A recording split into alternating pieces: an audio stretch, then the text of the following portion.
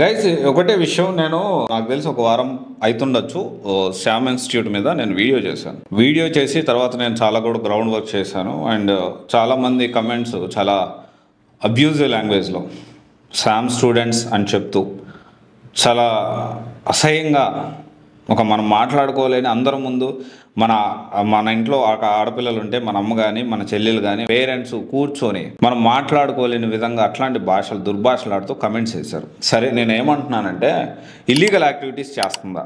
So question mark. ఇది ఖచ్చితంగా మాట్లాడాల్సిన విషయమే అండ్ దాంట్లో స్టూడెంట్స్ చాలా ప్రౌడ్గా దీని గురించి మాట్లాడుతూ ఉన్నారు. దీనివల్ల మనకి ఎంత నష్టం అవుతుంది ఒకవేళ if it is real. So ఆ విషయాలు కూడా మనం మాట్లాడుకుందాం. స్టెప్ బై స్టెప్ కొన్ని పాయింట్స్ నేను నోట్ చేసుకున్నాను. సో ఇదే బేస్డ్ ఆన్ మీరు కమెంట్ పెట్టాలి అనుకుంటే పాజిటివ్ దృక్పథంతో ఎలాంటి ఫౌల్ లాంగ్వేజ్ యూజ్ చేయకుండా డెఫినెట్లీ పెడితే నేను యాక్సెప్ట్ చేస్తాను.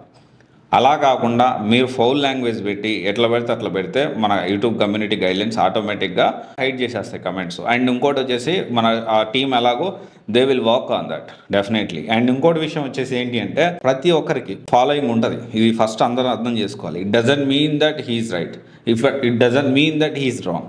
ఒకవేళ ఫాలోవర్స్ ఉన్నారు కాబట్టి అతను రైటు, ఫాలోవర్స్ లేరు కాబట్టి అతను రాంగ్ అని కాదు. డెఫినెట్లీ ఏంటి అంటే ప్రతి ఒక్కరికి ఒక సినిమాలో హీరోకి ఫాలోవర్స్ ఉంటారు. ఎగ్జాంపుల్ చెప్తున్నా నేను అండ్ డెఫినెట్లీ దీనికి సంబంధించింది కాదు ఎడ్యుకేషన్కి, బట్ స్టిల్ చెప్తా ఉన్నా మనకు అర్థమయ్యే భాషలో. ఒక సినిమాలో హీరోకి ఫ్యాన్స్ ఉంటారు, విలన్కి ఫ్యాన్స్ ఉంటారు అండ్ కమెడియన్కి ఫ్యాన్స్ ఉంటారు, సైడ్ క్యారెక్టర్కి కూడా ఫ్యాన్స్ ఉండేవాళ్ళు ఉంటారు. సో ఇక్కడ ఏంటి అంటే ఒకటే విషయం ఏంటి అంటే ఇట్ డజంట్ మీన్ దట్ ఇప్పుడు అందరూ ఒకటని కాదు, ఎవరికి ఉండే ఫాలోయింగ్ వాళ్ళకు ఉంటుంది. డెఫినెట్లీ ఒక పబ్లిక్ ప్లాట్ఫామ్లో ఒక పర్సన్ ఉన్నప్పుడు అతనికి ఉండే ఫాలోయింగ్ ఖచ్చితంగా అతనికి ఉంటుంది. ఓకే, ఇప్పుడు ఎవరైతే స్టూడెంట్స్ శ్యామ్ ఇన్స్టిట్యూట్ గురించి పాజిటివ్గా మాట్లాడుతున్నారో వాళ్ళందరూ దీనికి సమాధానం చెప్పండి. సో ఫస్ట్ ఏంటి అంటే మీరు సమాధానం మంచిగా పెట్టండి. అండ్ డెఫినెట్లీ మన ఒక మంచి ఇన్స్టిట్యూట్ అనుకోండి, మీకంటే ఇంకోటి 2 తెలుగు రాష్ట్రాల్లో ఏ ఇన్స్టిట్యూట్ అయినా కానీ అన్ని ఇన్స్టిట్యూట్స్ని నేను చాలా ఒకవేళ వాళ్ళు నా దగ్గరకు వస్తే విషయము ఖచ్చితంగా నేను స్పందిస్తాను. ఎందుకంటే సివైసీ నేను పెట్టాను, సివైసీ స్టార్ట్ చేసింది అందుకు. అండ్ ఇది మెయిన్ స్ట్రీమ్లో కూడా వేయలేదు నేను. సివైసీ అఫీషియల్ అనే మనం ఇంకొక ఛానల్ ఉంది, దానికి అరౌండ్ 1 lakh ఫాలోవర్స్ ఉన్నారు. బట్ ఏంటి అంటే చూజ్ యూర్ అంటే మెయిన్ స్ట్రీమ్లో వేయకపోవడానికి కూడా కారణం ఏంటి అంటే దానికి చాలా కారణాలు ఉన్నాయి. అండ్ ఇంకోటి వచ్చేసి ఏంటి అంటే ప్రతిదీ 2 తెలుగు రాష్ట్రాల్లో ఎడ్యుకేషన్ సిస్టంలో ఎలాంటి విషయాలు ఇప్పుడు మనము కొన్ని విషయాలు డీల్ చేస్తున్నాము, ఎవరు ఏ తప్పు చేసినా కానీ ఖచ్చితంగా ప్రశ్నిస్తాను, దాంట్లో అయితే డౌట్ లేదు.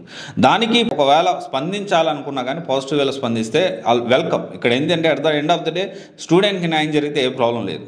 ఒకవేళ స్టూడెంట్కి ప్రాబ్లం అయితేనే డెఫినెట్లీ నాలాంటి వాళ్ళు మాట్లాడాల్సి వస్తుంది. ఎందుకంటే ఎవరో ఒకరు మాట్లాడాలి కాబట్టి మాట్లాడుతున్నాం. నాకైతే ఇల్లీగల్ యాక్టివిటీస్ అంటే స్టూడెంట్స్ పెట్టిన కమెంట్ల గురించి మాట్లాడితే ఇల్లీగల్గా యాక్టివిటీస్ చేస్తుందా అనేది ఒక క్వశ్చన్ మార్క్. ఎందుకు అంటే కొంతమంది కమెంట్స్ని చూసి నేను అంటా ఉన్నాను, ఎవరైతే శ్యామ్ స్టూడెంట్స్ ఉన్నారో ఎవరైతే దానికి పాజిటివ్గా మాట్లాడుతూ ఉన్నారో వీటికి ఆన్సర్లు చెప్పండి. ఫస్ట్ పాయింట్ ఏంటి అంటే ఎగ్జామ్ రాసేటప్పుడు టీషర్ట్లు అవసరమా? వీళ్ళ పిల్లల ఒంటి మీద మీ బ్రాండింగ్ చేసుకోవాలంటే పిల్లల ఒంటి మీద టీషర్ట్లు బలవంతంగా నువ్వు టీషర్ట్ వేసుకుంటే నేను ఎగ్జామ్ రాసే పరిస్థితి ఉందంటారా? ఇది ఖచ్చితంగా కరెక్ట్ కాదు. ఎందుకంటే ఇప్పుడు వాళ్ళు దే ఆర్ పేయింగ్, అంటే వాళ్ళు ఏమి ఫ్రీగా ఇవ్వట్లేదు. First point. ఒకవేళ స్టూడెంట్స్ దీన్ని సమర్థిస్తే ఎందుకు ఈ విధంగా చేయడం అని నాకైతే కరెక్ట్ అనిపించలేదు. కొంతమంది స్టూడెంట్స్ దీని గురించి కమెంట్ నాకు చెప్పారు కూడా. అండ్ ఇది ఇప్పుడు దీన్ని మీరు ఏ విధంగా చూస్తారు అంటే బ్రాండ్ శ్యామ్ ఇన్స్టిట్యూట్ చొక్కాల మీద వేసుకొని వెళ్ళాల్సిన అవసరం ఉందంటారా? అవసరం లేదు కదా. పిల్లల్ని వాడుకొని బ్రాండింగ్ చేసుకోవాల్సిన అవసరం లేదు కదా. అండ్ మార్కెటింగ్ కూడా టెస్ట్ సిరీస్ క్లారిటీ చెప్పాలి. టెస్ట్ సిరీసా ఏం రాశారు, 1 టెస్ట్ రాసినా 2 టెస్ట్ రాసినా మొత్తం కోచింగ్ మా దగ్గర ఉన్నట్టు మార్కెటింగ్ చేసుకుంటున్నారని కొంతమంది స్టూడెంట్స్ మాట్లాడతాము. ఇది ఎంతవరకు కరెక్ట్? స్టూడెంట్స్ మీరు ఎవరైతే శ్యామ్ ఇన్స్టిట్యూట్ గురించి పాజిటివ్గా మాట్లాడుతున్నారో వీటికి ఆన్సర్స్ చెప్పండి పాజిటివ్ వేలో, మంచిగా ఎలాంటి ఫౌల్ లాంగ్వేజ్ యూజ్ చేయకుండా. అండ్ నేను ఇల్లీగల్ యాక్టివిటీ అన్నా. ఏంటి ఇల్లీగల్ యాక్టివిటీ అంటే కొంతమంది స్టూడెంట్స్ మొత్తం క్యాష్ తీసుకుంటున్నారు అని చెప్పి కొంతమంది స్టూడెంట్స్ అంటే అవును క్యాష్ నీకు కావాలంటే ట్యాక్స్ కట్టు, ట్యాక్స్ తగ్గద్దు, ట్యాక్స్ కట్టొద్దు అని చెప్పి నీకు క్యాష్ తీసుకుంటున్నారు, నీకే బెనిఫిట్. అసలు ఇది లీగల్ అనుకుంటున్నారా మీరు? This is completely illegal activity. అంటే గవర్నమెంట్కి ట్యాక్స్ కట్టకుండా ఎగ్గొట్టడానికి మీరు సపోర్ట్ చేస్తున్నారు స్టూడెంట్స్. అండ్ మీరు ఇట్లాంటి కమెంట్స్ పెట్టేటప్పుడు మీరు చూసుకొని కమెంట్స్ పెట్టాలి. ఎందుకంటే రేపు మీరు గవర్నమెంట్ సర్వీస్లోకి వెళ్ళాల్సినారు, అనవసరంగా మీరు ఇలాంటి లీగల్ ఇష్యూస్లో ఇరుక్కుంటే అనవసరంగా మీరు ఇబ్బంది పడతారు. అండ్ డెఫినెట్లీ ఒకవేళ ప్రతి స్టూడెంట్ రిసిప్ట్ ఇవ్వట్లేదు అది ఇదని కమెంట్లు వాళ్ళు గూగుల్ రివ్యూస్ కూడా చూశాను మొత్తం నేను. కొంతమంది అంటే గూగుల్ రివ్యూస్ మనం నమ్మాలా అంటే డెఫినెట్లీ వాళ్ళు కాంప్యూటర్స్ కూడా పెట్టచ్చు. కానీ ఇక్కడ ఒకటే విషయం ఏంటంటే ప్రతి శామ్ ఇన్స్టిట్యూట్లో ప్రతి స్టూడెంట్ మీరు ఆన్లైన్లోనే పే చేయండి, లీగల్గా ఇది కరెక్టు. ఒకవేళ మీరు ఆన్లైన్లో కాకుండా క్యాష్ ఇస్తున్నారంటే దట్ ఈస్ కంప్లీట్లీ ఇల్లీగల్ యాక్టివిటీకి తోడ్పడుతున్నట్టే. ఇండైరెక్ట్లీ మీరు శామ్ ఇన్స్టిట్యూట్ని బదనాం చేసినట్టే. ఎందుకంటే ఇఫ్ దే ఆర్ అంటే వాళ్ళు ఇల్లీగల్ యాక్టివిటీస్ వాళ్ళు చేయకపోయినా ఈ స్టూడెంట్స్ వల్ల వాళ్ళకి అనవసరం బ్యాడ్ నేమ్ వస్తుంది. అండ్ రిసిప్ట్ ప్రతి దానికి రిసిప్ట్ అనేది ఉండాలి. మీరు కట్టే ప్రతి రూపాయికి రిసిప్ట్ అనేది ఉండాలి.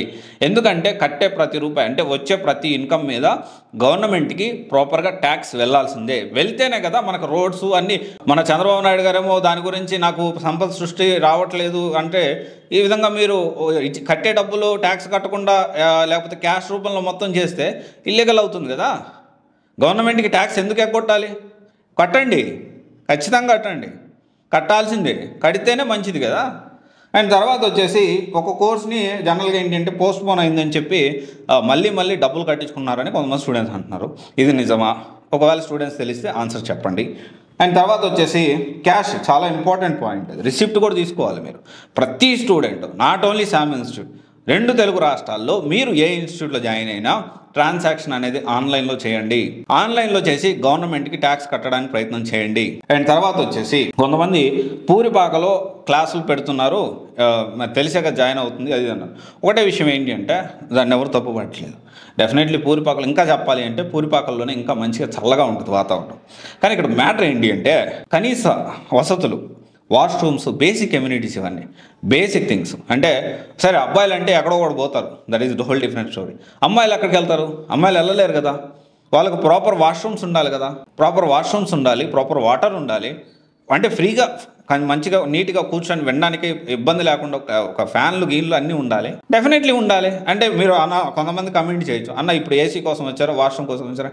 అరే బాబు, బేసిక్ కమ్యూనిటీ అది, కనీస అవసరం. అది కనీస అవసరాన్ని డబ్బులు తీసుకుంటున్నప్పుడు ఆ వస్తువులు కల్పించాల్సిన అవసరం నాట్ ఓన్లీ శామ్ ఇన్స్టిట్యూట్, ప్రతి ఇన్స్టిట్యూట్కి అవసరం ఉంది. హైదరాబాద్లోని యూపీఎస్సీ కోచింగ్ కానీ ఐఏఎస్ కోచింగ్ కానీ ఇంకొంతమంది మాట్లాడుతూ ఉన్నారు. అంటే మీరు ఏ గ్రూప్ 2 హైదరాబాద్ వస్తుందని భయపడతారు. అసలు నాకేం అవసరం భయపడాల్సిన అవసరం? నాకు అసలు ఇన్స్టిట్యూటే లేదు. నాకు గ్రూప్ 2 ఇన్స్టిట్యూట్ లేదు, యూపీఎస్సీ ఇన్స్టిట్యూట్ ఏ ఇన్స్టిట్యూట్ లేదు నాకు. ఎవరైనా మనం సివైసీ కూడా ఒక ప్రశ్నించడానికి మనం స్టార్ట్ చేసాం ఈ ఆర్గనైజేషన్ అనేది.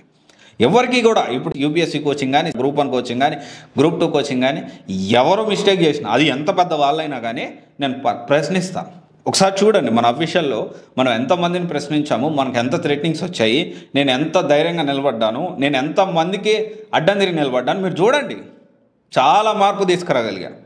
అండ్ తర్వాత వచ్చేసి గర్ల్స్కి, అబ్బాయిల కన్నా పక్కన పెడితే అమ్మాయిలకి కనీసం బేసిక్ ఫెసిలిటీ ప్రొవైడ్ చేయాల్సిన అవసరం ఉంది కదా.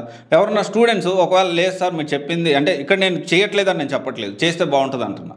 ఒకసారి ఉందా లేదా అనేది మీరు ఒకసారి చెప్పండి, మీరు ఒకసారి క్రాస్ వెరిఫై చేయండి అండ్ దాని కమెంట్ రూపంలో తెలియచేయండి. తర్వాత వచ్చేసి ఫీ రీఫండ్ అడిగితే కొంత కమెంట్స్ చూశాను నేను, అంటే వాళ్ళ గూగుల్ రివ్యూస్ కూడా చూశాను. ఒకవేళ ఇఫ్ ఇట్ ఈస్ రియల్ ఖచ్చితంగా ఇది మంచి పరిణామం కాదు. ఇఫ్ ఇట్ ఈస్ రాంగ్, ఒకవేళ కాంపిటేటర్ ఈ విధంగా కమెంట్ చేస్తుంటే మాత్రం డెఫినెట్లీ దాన్ని మనం ఇగ్నోర్ చేయొచ్చు. ఫీ రిఫండ్ అడిగితే పోలీసులతో బెదిరిస్తున్నారు కరోనా టైంలో అని చెప్పి కొంతమంది స్టూడెంట్స్ గూగుల్ రివ్యూస్ పెట్టారు. సో అంటే అది లాంగ్ అయిపోయింది, దాని గురించి ఇప్పుడు మాట్లాడదలుచుకోలేదు. కొత్తగా ఒకటే విషయం, జాయిన్ అయ్యేటప్పుడే ఎనీ ఇన్స్టిట్యూట్, శామ్ ఇన్స్టిట్యూట్ అయినా ఇంకొక ఇన్స్టిట్యూట్ అయినా ఫీ రిఫండ్ పాలసీ ఏందని తెలుసుకోవాలి. మనం 100% తెలుసుకోవాల్సిన బాధ్యత, చెప్పాల్సిన రెస్పాన్సిబిలిటీ ప్రతి ఇన్స్టిట్యూట్కి ఉంది. ఫీ రిఫండ్ పాలసీ ఏంటి? ఇది basic consumer right. Okay, basic consumer right. ఇది ఎక్కువ కూడా బేసిక్ కన్జ్యూమర్ రైట్. నేనేం మాట్లాడినా కూడా కంప్లీట్లీ చట్టాన్ని పరిధిలోకి తీసుకొని with in the limits, with in the boundaries, according to article 19(1)A freedom of speech కింద ఏదైతే ఉందో విత్ ఇన్ ద లిమిట్స్లోనే, బౌండరీస్లోనే ఈ విషయాన్ని మాట్లాడుతూ ఉన్నా. శామ్ ఇన్స్టిట్యూట్ వాళ్ళ ఫ్యామిలీకి, వాళ్ళ పర్సనల్ వాళ్ళ కోచింగ్ ఇవ్వట్లేదు. ఇట్ ఈస్ గివింగ్ పబ్లిక్లో అందరికి ఇస్తూ ఉంది. డెఫినెట్లీ దాంట్లో ఏదైతే పాజిటివ్స్ ఉన్నాయో, కాన్స్ ఉన్నాయో పబ్లిక్లో కనపడే దాని గురించి మాట్లాడే హక్కు ప్రతి ఒక్కరికి ఉంది. అండ్ ఇంకోటి వచ్చేసి ఏంటి అంటే ఈ అన్నీ కూడా కొన్ని క్వశ్చన్స్ శామ్ ఇన్స్టిట్యూట్లో జాయిన్ అయ్యే వాళ్ళు ఇవన్నీ తెలుసుకోండి. సో డెఫినెట్లీ ఇదంతా కూడా ఇల్లీగల్ యాక్టివిటీస్ జరుగుతుంది అని నేను అనట్లేదు. ఒకవేళ క్యాష్ ఎక్కువగా తీసుకుంటున్నారు అంటే ఖచ్చితంగా which is not legal, first point. ఇంకోటి వచ్చేసి ఎగ్జామ్ రాసేటప్పుడు టీషర్ట్లు ఎందుకు వేసుకున్నారు, అవసరమా? అండ్ డెఫినెట్లీ మరి పిల్లల మీద మార్కెటింగ్, పిల్లల ఒంటి మీద చొక్కా గుడ్డలేసి మార్కెటింగ్ చేసి అంత దిగజారిపోయారా? ఇది అంతవరకు సమంజసం. అండ్ తర్వాత వచ్చేసి పూరిపాకలో పెడుతున్నారు. దాన్ని నేను తప్పు పట్టట్లేదు. మనం ఇంతకుముందు పూరిపాకలోని పెరిగి వచ్చినాం. దాన్ని నేను తప్పు పట్టలేదు. కానీ కనీస అవసరాలు కల్పించాల్సిన అవసరం ఉందా లేదా? ఫీ రిఫండ్ పాలసీ గురించి తెలుసుకునే హక్కు ప్రతి ఒక్క విద్యార్థికి, ప్రతి ఒక్క కన్జ్యూమర్కి ఉంటుంది అనే విషయం స్టూడెంట్స్ అందరూ గమనించాలి. వీటిని మీరు తెలుసుకోండి. ఇంకోటి వచ్చేసి, మీరు ఈ వీడియో కింద కమెంట్స్ మీరు చాలా పాజిటివ్గా దీని గురించి ఎలాంటి ఫౌల్ లాంగ్వేజ్ యూజ్ చేయకుండా మీరు పెడితే నేను డెఫినెట్లీ అప్రూవ్ చేస్తాను. అలా కాకుండా ఫౌల్ లాంగ్వేజ్ యూజ్ చేస్తే ఇంకొక ఏదైతే ఫౌల్ లాంగ్వేజ్ యూజ్ చేస్తూ కమెంట్స్ పెట్టారో ఆ కమెంట్స్ తీసుకొని మళ్ళీ నేను ఖచ్చితంగా ఇంకొక వీడియో డెఫినెట్లీ, ఎందుకంటే ఇక్కడ మార్పు రావాలి, ప్రతి ఒక్కరిలో మార్పు రావాలి. అండ్ డెఫినెట్లీ ఒకవేళ తప్పు జరుగుతుంటే ఖచ్చితంగా ప్రశ్నిస్తాను. Thank you.